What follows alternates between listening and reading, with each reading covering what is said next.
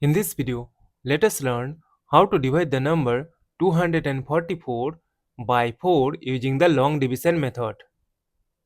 See that 2 is less than 4. That is why we will consider the number 24. We know that 4 times 6 is 24. Subtract, we get 0. Now 0 is less than 4. That is why we need to bring down this number 4 here. Now see that this is the number 4. So remove this 0. Now 4 times 1 is 4. Subtract, we get 0.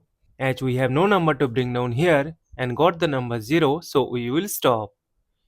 Therefore, 244 divided by 4 is equal to 61. And this is our final answer. Thank you for watching. Please like, share and comment on the video. Also do subscribe the channel.